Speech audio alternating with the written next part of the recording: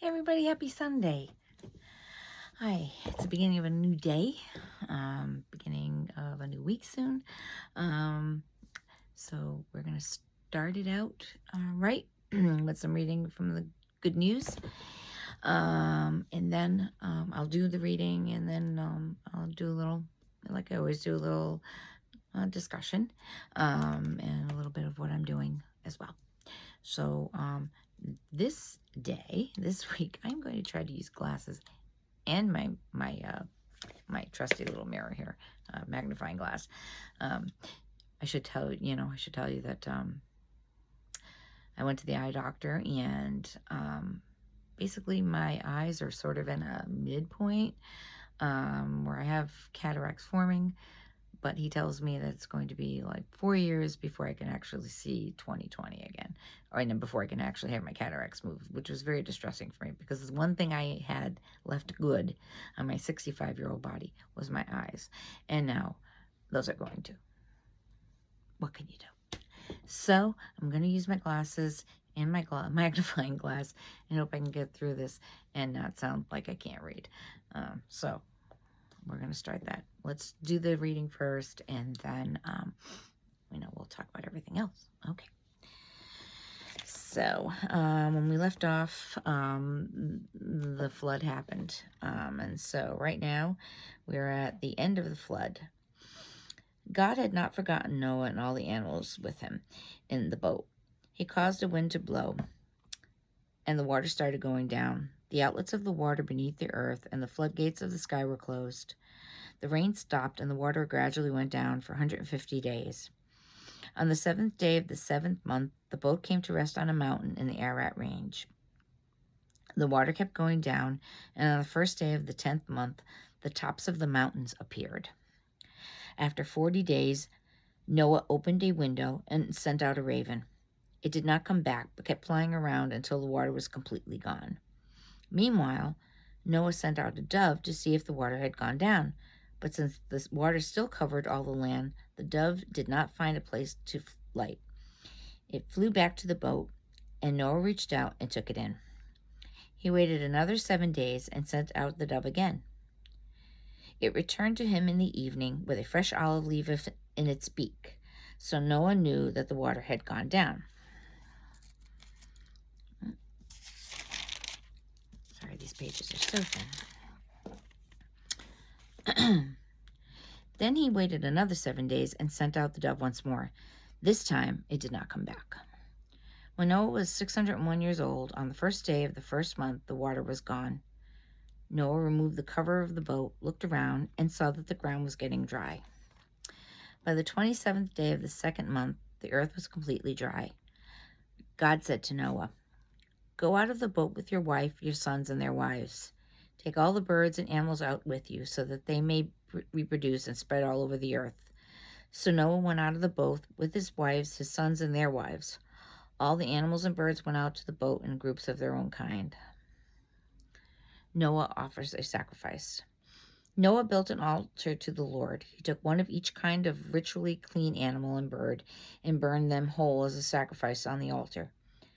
The odor of the sacrifice pleased the Lord, and he said to himself, "Never again will I put the earth under a curse because of what people do. I know that from time to time they are young, their thoughts are evil. Never again will I destroy all living beings as I have done this time. As long as the world exists, there will be a time for planting, a time for harvest. There will always be cold and heat, summer and winter, day and night." So that was, I found that reading very interesting because,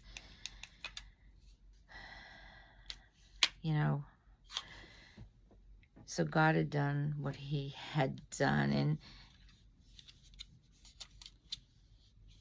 but it seemed like, he felt like, wow, that, maybe wasn't the right decision to make for whatever reason. But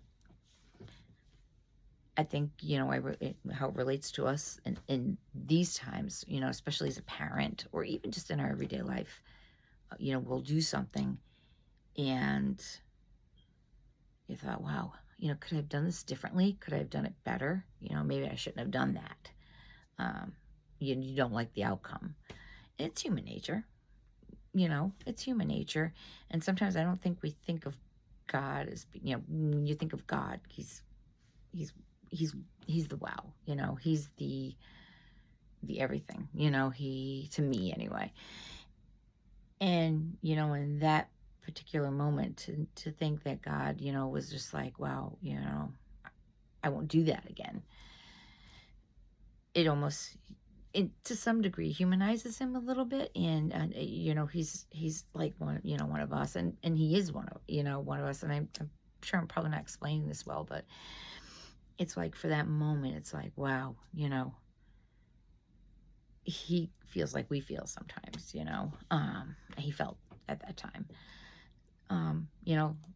Life is hard, and making decisions is hard, and you sometimes don't always make the right ones. And I know I haven't. I've made a lot of choices that were not good. Sometimes I think I knew they weren't good. Other times I just didn't listen, like, when my mother would tell me, I shouldn't do that. But I was like, oh, I know everything, I'm going to do it. And she was right, and I made a mistake. And, it's hard when you have to own up to a mistake, or it's hard when you have to, you have to say to somebody, you were right, I shouldn't have done that, that's what that reminded me of. Just things that I've done in my past, not like I've done horrible things, please don't get me wrong, but mistakes that maybe could have saved me from a lot of pain that I went through. But that's life, and we're human. And you can sit there and beat yourself up all day long, or for the rest of your life, about something you've done. It's not going to change it. It's not going to take it away. Learn from it and just move on, is what you have to do. And it's a hard thing sometimes. I always tell my daughter, my older daughter, she sometimes hangs on to stuff. It's like, you don't hang on to it. Put it in the rear view mirror. Move on. Just learn from it. Never do those things again. And you just learn from it. You just got to leave it in the rear view mirror. I think, if it wasn't for my faith, it was funny because I was talking to my son, and I was explaining to him, I said, if it was for my faith, I don't think I would have gotten through half the things I've gotten through. I'm not even sure I'd be here. Because I just, especially growing up, I clung to my faith like, when they say lean on it, like, I was fully leaning on it. And I always felt like I was never alone. So understand that we're human. Understand that we're going to make mistakes, but it's what you learn from your mistakes. That's good. My kids used to watch Shiny Time Station, and Mr. Conductor, I remember, which was played by George Carlin, he was talking to the kids, and he said, a mistake is only bad when you don't learn from it. Just a little food for thought there. I'm not sure if you've looked yet, or I think everybody's seen it, but I've posted videos of, I started posting a video with Father Mike, and it's a funny little story. As I said before, I wanted to try to learn more. I can't, I'm 65 years old. Going to college is not an option for me at this point. I mean, people say, yeah, you can still go to college. Yeah, no, I can't. I'd have to be able to afford to, and not work and things like that. But so I started looking around online and seeing what I could find that was at least close to trying to learn things that you might learn in theology and things like that. So this came up as one of the number one places to learn, inexpensively, some of the things you need to learn about your faith and about teaching faith and things like that. So it was Ascension Press, and I went on to the website, and it's funny because when I post videos and things, I kept going by this priest. Like I look up things like, people talking about certain things about religion and things like that. And this priest kept coming up in my search, and I look at him and I want to stop, and I kind of listened for a quick second, and he seemed sort of like, um, funny and stuff. And I'm thinking, yeah, no, and I kept going on.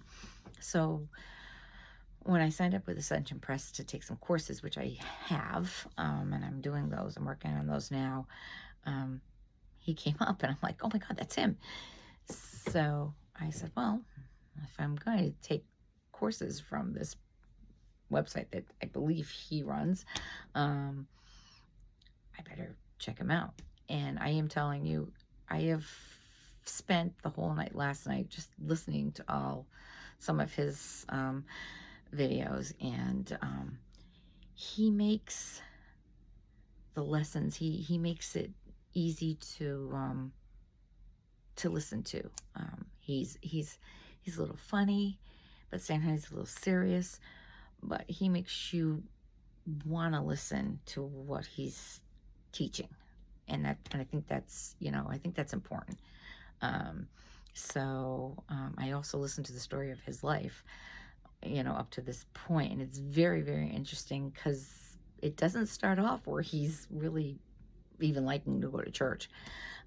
So I will post that video just so you can kind of get a little understanding of him, for those of you who don't know him or haven't seen his videos. I haven't, like I said, but I guess Kathy has.